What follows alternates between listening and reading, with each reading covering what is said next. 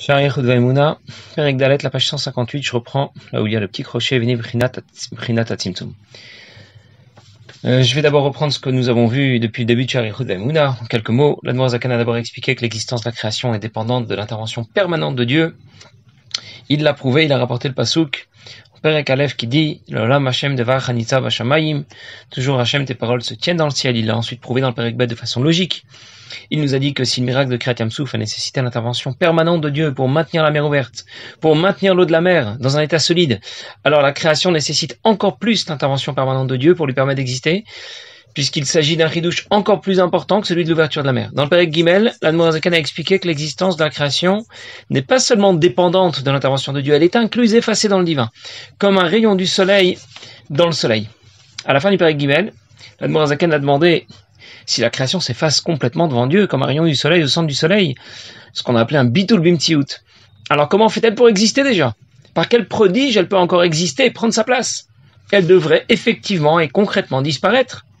Et pourtant elle est bien là, elle existe. Bereshit bara Elohim, Dieu a effectivement créé le monde, la Torah le confirme, alors décide, le monde existe ou il n'existe pas?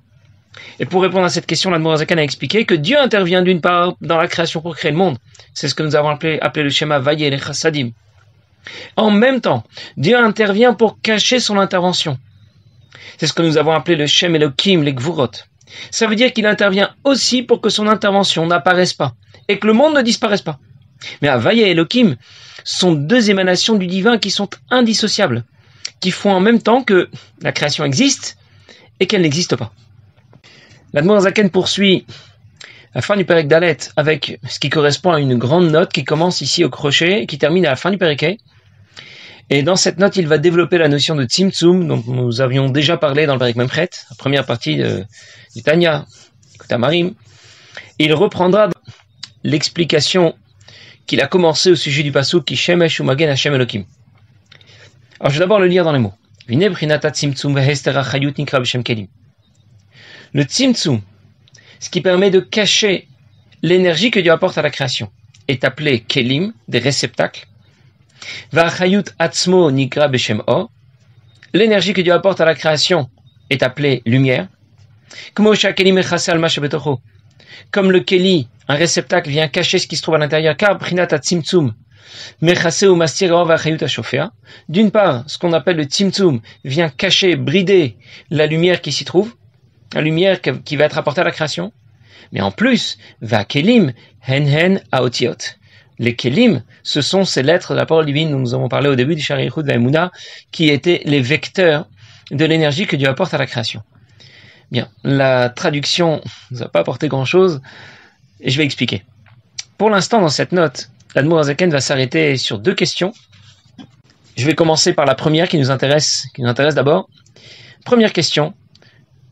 Comment Dieu qui est un, qui est unique, Hashem Echad, comment peut-il être à l'origine d'un monde aussi diversifié que le nôtre? Un monde aussi pluriel? Et si on se pose cette question, c'est que nous avons fait une erreur. Nous avons fait l'erreur de croire que le Shem Havayé est comparé à un soleil. Il apporte à la création l'énergie dont elle a besoin pour exister, une énergie extrêmement puissante. Et que le Shem Elohim agit comme un filtre qui vient atténuer, diminuer la puissance du Shem Havayé. On a pensé que le Shem Elohim n'avait pas d'effet positif. C'était juste un écran qui bride la puissance du Shem Havayé, qu'il n'avait qu'un effet négatif. Et l'Admor Zaken nous explique que ce Shem Elohim, qui correspond à un Tzimtzum, a aussi un effet positif. Ça veut dire qu'il va donner à l'énergie qu'apporte le Shem Havayé une caractéristique nouvelle, particulière.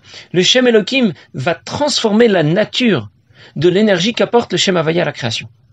Et elle va devenir alors capable d'intégrer un monde pluriel, avec toute sa diversité. Chassidut donne l'exemple d'une lumière neutre qui va traverser un écran de couleur. Disons qu'il soit bleu. L'intensité de la lumière a diminué, mais les caractéristiques de la lumière ont aussi changé. Elle était neutre, elle est devenue bleue. Et c'est de cette manière que nous pouvons comprendre que Dieu qui est un, Hashem Echad, soit à l'origine d'un monde pluriel et extrêmement diversifié. C'est le résultat de l'intervention positive du Tzimtzum, l'intervention positive du Shem Elohim. Si ce Shem Elohim n'avait qu'un effet négatif, si ce n'était qu'un écran, un rideau devant le Shem Havayé, dans ce cas, Hashem Echad n'aurait pu créer qu'un monde Echad. Je ne sais même pas si on peut essayer d'imaginer ce que ça veut dire un monde Echad, mais en théorie au moins. C'est en tout cas ce qui se serait produit. Et l'Admour Hazaken nous dit que le Shem Elohim va apporter à la lumière qui s'introduit dans la création une caractéristique particulière qui fera de la création un monde pluriel et diversifié. Et comme ça, nous avons répondu à notre question. Alors bien sûr, en première lecture, c'est pas simple de le comprendre. C'est le Rabbi qui explique longuement tout cela dans l'écouté Sechot Rafalef. J'ai rapporté la Nekuda ici. En d'autres mots, nous pensions que le Shem Elohim c'était un massach, un rideau, un écran. Et nous avons appris que le Shem Elohim est un Keli, un réceptacle. Voilà le mot-clé de tout ce développement. Keli. Si c'est un massach, si c'est seulement un rideau, un écran, alors l'énergie que Dieu apporte à la création n'a pas pu changer de nature et de structure. Si c'est un Keli, un réceptacle, l'énergie que Dieu apporte à la création a pu changer de nature et de structure. Et l'Admour Hazaken précise que ces Kelim sont les lettres de la parole divine. Va Kelim henen haotiot, les lettres de la parole divine ne sont pas qu'un vecteur qui transfère l'énergie que Dieu apporte à la création pour lui permettre d'exister et qui va la diminuer. C'est aussi un Keli, un réceptacle, qui va transformer cette énergie, qui va lui donner des caractéristiques différentes. Et c'est ce qui permettra à la création d'exister, la création d'un monde pluriel, le monde diversifié que nous connaissons. Et l'Admour Hazaken va ajouter chez Shorshan, he otiyot menatzpar. L'origine de ces kelim, de ces otiyot, de ce tzimtzum, ce sont les 5 lettres, même nun tzadik pechet, sont les lettres sophiot, les lettres finales. Je continue de lire et de traduire et je vais expliquer. Chez Enhe Gvurot, ce sont les 5 Gvurot, les 5 attributs de rigueur.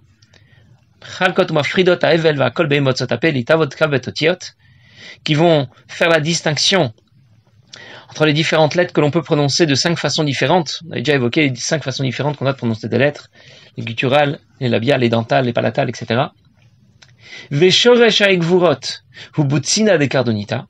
L'origine de ces 5 Gvurot, c'est la lumière obscure. Chez Gvura Ila d'Atik Yomin, il s'agit de la rigueur suprême de Atik Yomin. Je vais reprendre bien sûr tout de suite tout ça. Les Shoresh HaChassadim est l'origine des Chassadim, de la bonté suprême de Dieu. Gamken Chesed de Atik Yomin. C'est aussi les Chassadim de Atik Yomin qui adouent les Yodechen, comme savent bien ceux qui apprennent la Kabbalah. Alors, je vais reprendre ce que l'Admour Hazaken vient de nous dire. Il a parlé de 5 lettres. Menatzpar, Mem Nun Tzadik Pechet. Ces lettres correspondent aux lettres sophiot, les lettres finales, qui sont différentes lorsqu'elles sont à la fin d'un mot. Ces lettres représentent donc la fin, l'arrêt d'un mot. Et on va donc les associer au Gvurot, au Shem Elohim, qui portent un arrêt, qui vont brider et arrêter la lumière divine pour l'empêcher de se révéler en pleine puissance et faire disparaître la création. Et l'Admour Hazaken précise que ces lettres sont donc l'origine de ce qu'apporte le Shem Elohim, ce que nous avons appelé un Keli et pas un Massar, un réceptacle et pas un écran. Bon, avant d'aller plus loin, nous on se demande d'abord, pourquoi l'Admour Hazaken a besoin de nous expliquer quelle est l'origine du Shem Elohim, de ce Keli qui bride, qui transforme l'énergie qu'apporte le Shem Havayé. Quand on lit le développement que fait ici l'Admour Hazaken, on comprend qu'il s'est posé une question et qu'il voulait répondre à cette question. En d'autres mots, en lisant la réponse de l'Admour Hazaken, nous allons comprendre quelle était sa question. On nous a expliqué que les Otiyot, les lettres de la parole divine, correspondent aux Gvurot, au Shem Elohim, aux Kelim, à ces réceptacles qui vont brider, transformer l'énergie surpuissante qu'apporte le Shem Havayé à la création. Mais une seconde. Qu'est-ce qui pourrait déjà être assez puissant, assez résistant, pour brider une lumière aussi extraordinaire que celle du Shem Havayé des Chassadim? Cette lumière procède des Chassadim, Olam Chesed Ibané. Et nous savons bien que dans le schéma des Sphirot, Chesed est supérieur à Gvura. Les Gvurot ne devraient donc pas être en mesure de brider, de transformer la lumière divine provenant des Chassadim. Le Passouk dit dans l'ordre, Lecha Hashem, Agdula, Va Gvura. Nous avons déjà expliqué que Gadol est en rapport avec Chesed. Gvura, bien sûr. Là, c'est clair, ce sont les Gvurot. Et donc, dans l'ordre, les Chassadim précèdent bien les Gvurot. Elles ne devraient donc pas faire l'affaire, être le Keli adéquat au Shem Havayé. Je récapitule en d'autres mots. Si les Kelim sont associés aux Gvurot, ils ne devraient pas être en mesure de supporter les Chassadim. Comment ces Kelim seraient assez puissants pour contenir, filtrer et modifier les Chassadim? Et c'est pour répondre à cette question que l'Admour Hazaken précise que le Shoresh, l'origine spirituelle des Chassadim et des Gvurot se rejoignent. Il s'agit de ce qu'on a appelé Atik Yomin. Je vais en parler tout de suite après. Mais déjà, On peut dire que si dans le cadre du Seder Ishtalchelut, Chesed est supérieur à Gvura, au-delà, à leur shoresh, à leur racine spirituelle, ils sont bien de la même trempe. Et donc les kelim, qui sont associés au Gvurot, seront bien en mesure de brider, de modifier les chassadim. Parce qu'ils sont du même rang, de la même trempe. Atik yomin, butsina de kardonita. C'est pour cette raison que l'Admor Azaken commence par retracer le shoresh des Gvurot. Quelle est l'origine spirituelle des Gvurot, de ces kelim du Shem Elokim? Et qu'il termine le Perek en disant que le shoresh des chassadim, c'est le même. Quel est le shoresh des Gvurot? Quel est le shoresh des chassadim? C'est ce qu'on a appelé butsina de kardonita, la lumière obscure. On l'a appelé atik yomin. De quoi s'agit-il? On sait que la lumière est claire, mais lorsqu'elle est extrêmement puissante, elle aveugle. Quand on parle ici de butsina de kardonita, d'une lumière obscure, on veut donc évoquer une lumière qui précède Atzilut, qui précède tout le Seder Ishtalchelut, le cadre de la création.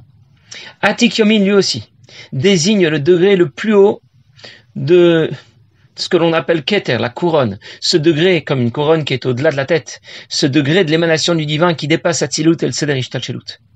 Voilà quelle est l'origine de ces kelim. Alors je reprends. Les kelim sont associés au Gvurot, au Shem Elokim, et sont en mesure de brider, de modifier la lumière puissante qui émane des chassadim. Parce qu'à l'origine, les chassadim et les Gvurot sont de la même trempe. C'est ce que l'on appelle Atik Yomin. Je reprends encore une fois. Nous avions pensé que le Shem Havayé est comme un soleil, le Shem Elokim comme un magen, comme un massach, un écran, un rideau. Et la Nour Zaken a expliqué qu'il ne s'agit pas que d'un massach, d'un rideau, il s'agit aussi d'un keli, d'un réceptacle qui va brider, c'est sûr, mais aussi apporter des caractéristiques différentes à la lumière du Shem Havayé. Et il a aussi précisé que les Gvurot et les Chassadim procèdent du même shoresh. Je reprends l'exemple de l'autre fois. C'est la même électricité qui arrive au compteur. Le four va chauffer, le congélateur va refroidir. Ces appareils ne font pas que retenir cette énergie, en faire une énergie moins puissante. Ils la transforment, ils vont la modifier. En fin de compte, nous avons bien compris comment Hachem Echad, Dieu qui est un et à l'origine de la création, est bien à l'origine de la création d'un monde aussi diversifié, aussi pluriel. C'est le résultat de l'intervention des Kélim dont nous avons parlé. Et dans le Péréké, l'Admor Azaken poursuit. Il rapporte un midrash qu'il prouve pour dire que ce n'est pas qu'une théorie. Je vais juste lire les premiers mots du Péréké. Veiné alza amrou razal, à ce sujet nous maîtres ont dit, Bitrila ala b'marshava livro et haolam b'midat adin.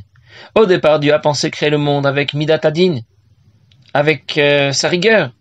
Ra'a shena olam mitkayem. Il a vu que le monde ne pourrait pas tenir. Shatav bo midat arachamim. Il lui a associé midat arachamim, sa miséricorde. Ça veut dire qu'au départ, Dieu a pensé créer le monde avec rigueur. Midat adin, ça veut dire quoi, créer le monde avec rigueur? Créer un monde dans lequel le divin n'apparaît jamais, aucun miracle, aucun événement qui nous ferait deviner au moins l'existence de Dieu, seulement des épreuves, des malheurs et des difficultés.